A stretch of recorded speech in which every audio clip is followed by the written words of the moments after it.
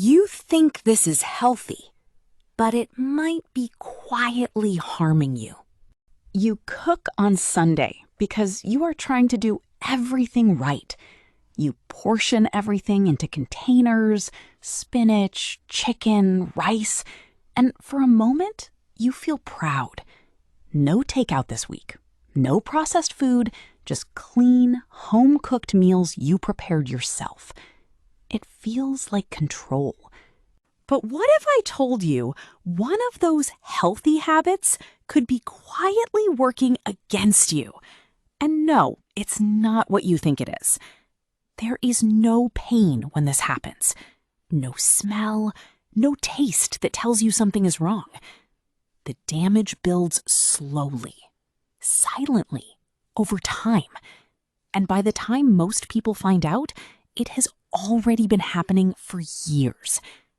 I've seen this exact pattern more times than I can count. People who did everything right, people who avoided junk food, people who read labels and chose vegetables over convenience. And they all end up asking the same question. Why didn't anyone warn me? Stay with me, because the last habit I'm going to show you is the one I see most often in serious cases. And chances are, you're doing at least one of these right now. Before I show you the first one, you need to understand something important.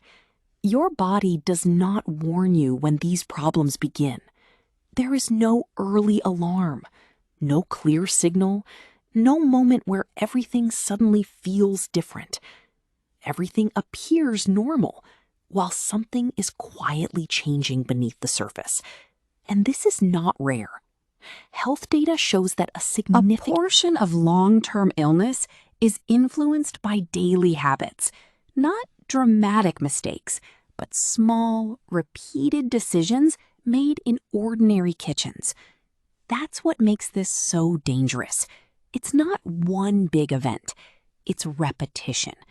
And the habits I'm about to show you, they look completely harmless.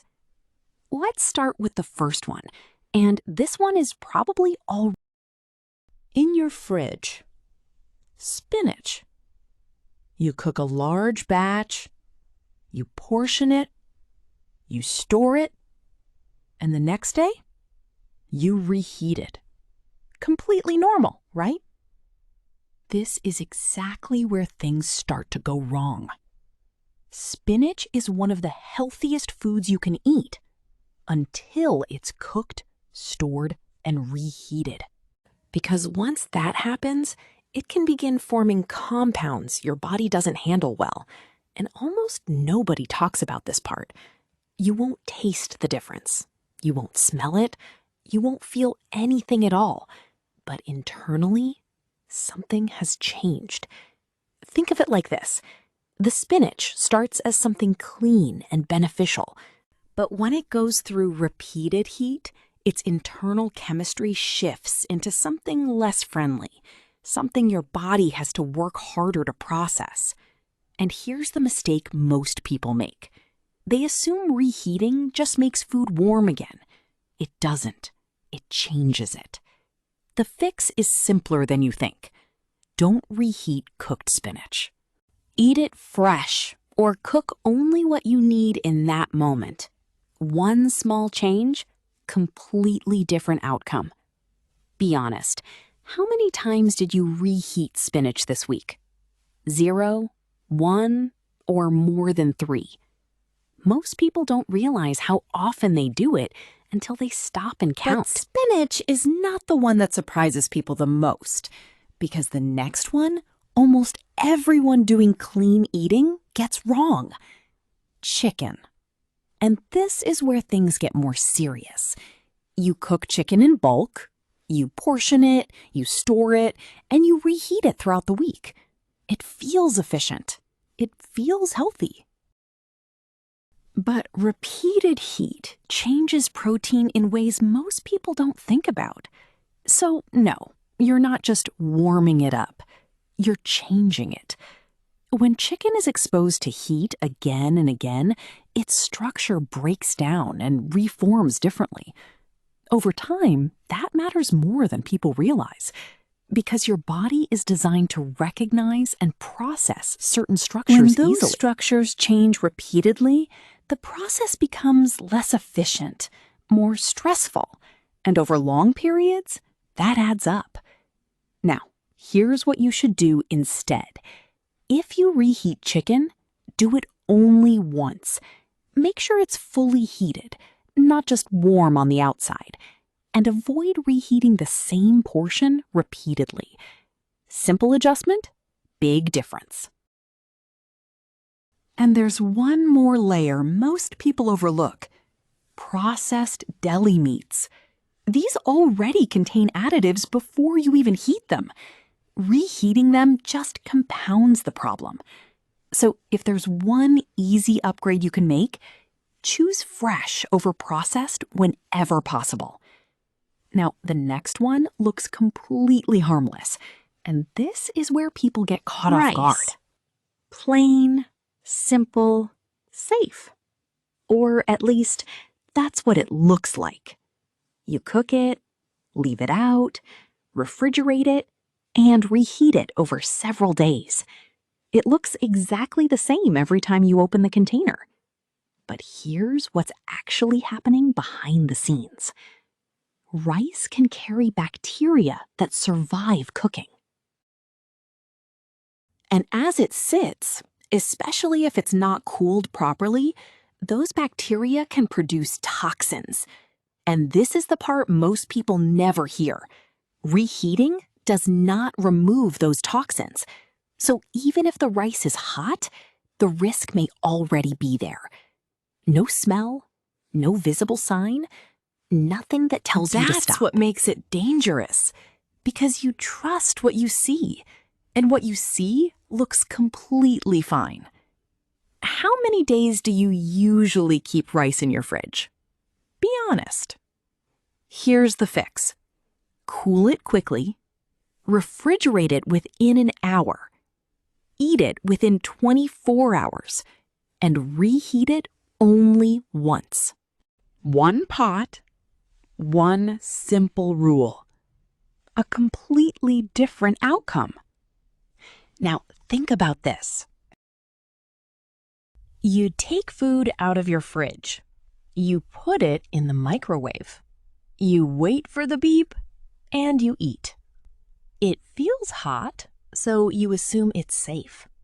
That one assumption causes more problems than people realize, because microwaves don't heat evenly. That means some parts of your food can stay underheated, even when the outside... Those areas, often called cold spots, are where problems begin, because bacteria can survive there, and sometimes continue to grow. And that's only half the problem. The second issue is something most people ignore completely: plastic containers.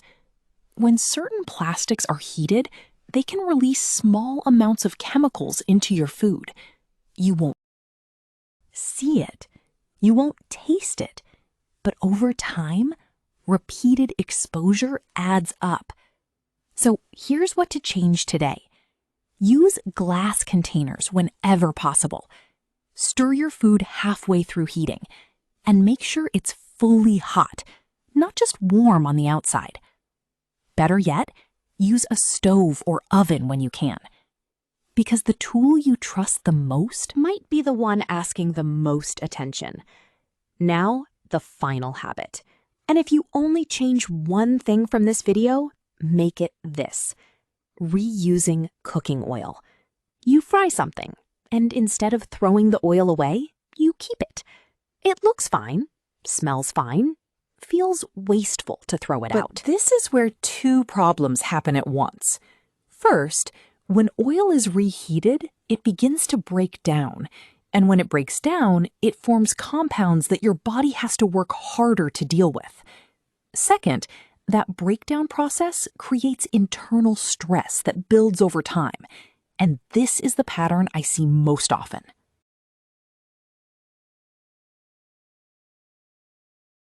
Because it's not one-time exposure. It's repetition. Daily use, weekly use, over years. And that's what turns a small habit into a serious problem. And there's a second danger most people miss. When oil degrades, it also contributes to internal imbalance that your body has to constantly correct.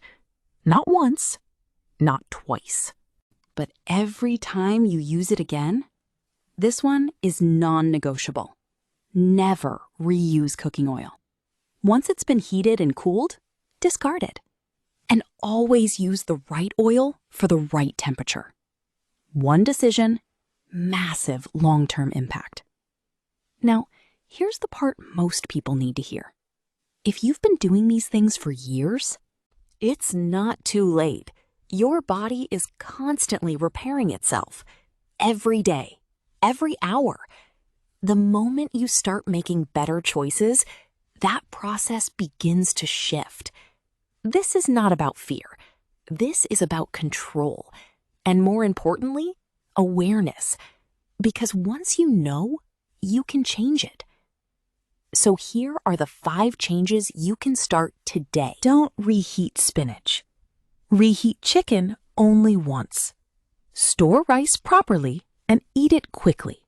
Use safer reheating methods. And never reuse cooking oil. 5 habits. That's it. Your body has been protecting you quietly for years. Filtering, repairing, adjusting. Now it's your turn to support it. Before you leave this video, think of one person.